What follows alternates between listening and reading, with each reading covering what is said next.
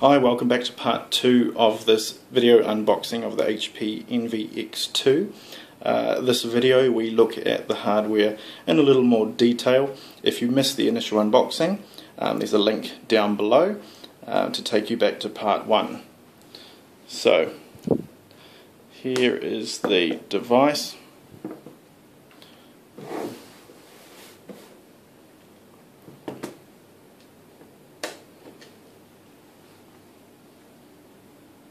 Now there is a cover on the screen at the moment, we can see there. This has the NFC chip in it.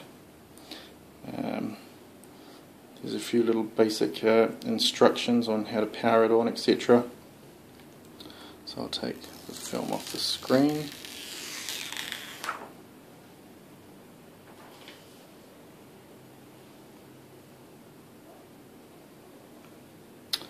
So, here is the device.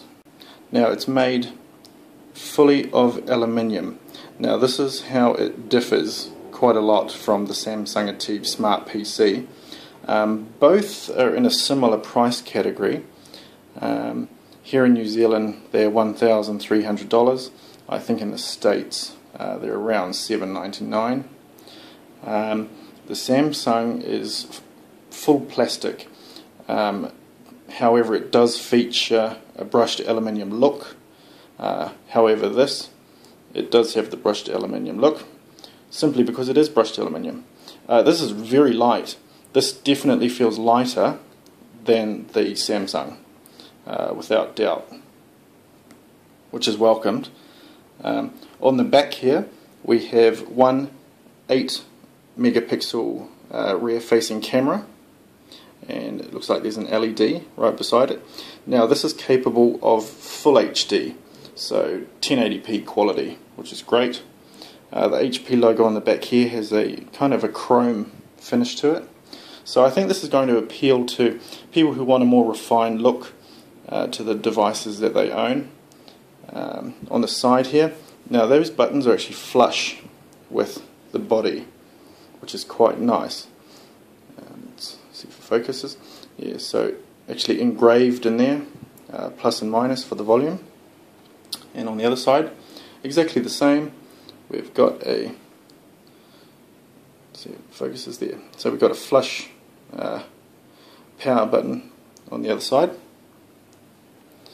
Now, here we've got, let's see if I can show it. There you go. So you've got the front webcam. Now I believe that's 2 megapixels. It's only a webcam, so you wouldn't need it for that high quality video. However, it is capable of 720p. We have what I assume is a light sensor just off to the side, and there's 2 holes here, and I can only assume that those are the left and right microphones. So that's great, so you get stereo microphone sound. Up the top here, we've got the words Beats Audio, so that's their high quality speaker branding from Hewlett-Packard. And the Samsungs both have very tiny speakers running on both the left and the right side of the tablet. However, this one has them running along the bottom. So I'll zoom in for you. So you can see them there. Very small. Similar design. They've got a little metal mesh grill in there by the looks. Nice way of implementing it. Actually, this will be quite interesting because I noticed on the Samsung, when I'm holding it like this, it would cover the speakers. So this is a better way of exposing those speakers, I think. Another thing that I've just noticed, the Windows button is actually a touch sensor button. It doesn't physically push. Both Samsung 500T and Samsung Smart PC Pro 700T have a physical button that you actually push. So that's quite interesting. And we can see that it's thin there. Now this is going to be very, very similar to the Samsung in thickness.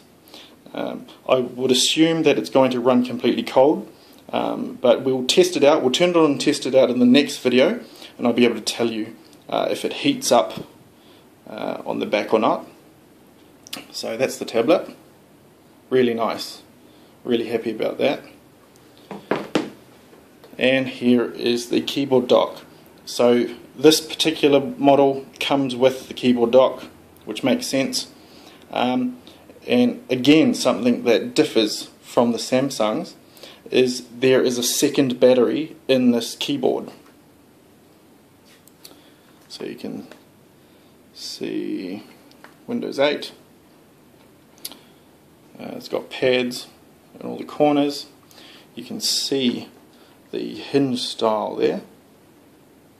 So as you open the tablet, it will raise the back of the keyboard up slightly. It's just the way the hinge is made. The Samsung has a push button. This has a sliding mechanism here. You can see the dock connector there, and the two things that hold the tablet in place. Now the keyboards look very similar. Straight away the up and down and side arrows look a little different. It's got the new style Windows 8 button, and the trackpad is quite large, and it has a nice chrome ring right around it, which finishes it off quite nicely. And now this is gesture capable, so you can operate Windows 8 just by using the touchpad. They're all chiclet island style keys, so a small travelling distance. Nice and quiet, nice and firm to push, not too loose and not too hard. Just what I'd expect. It looks very similar to a MacBook Air keyboard, which are one of my favourite styles of keyboard. And there's that hinge I was talking about. So with it closed, it's horizontal. Then as it opens, it does lift the tablet up. And now that there is the maximum you can push the screen back. It's not going back any more than that. So that's about right. I wouldn't assume that you would need it at any greater angle than that. Okay, on the sides here we have a full-sized USB port. This looks like the power connector, which we have over here. So that there slots into there.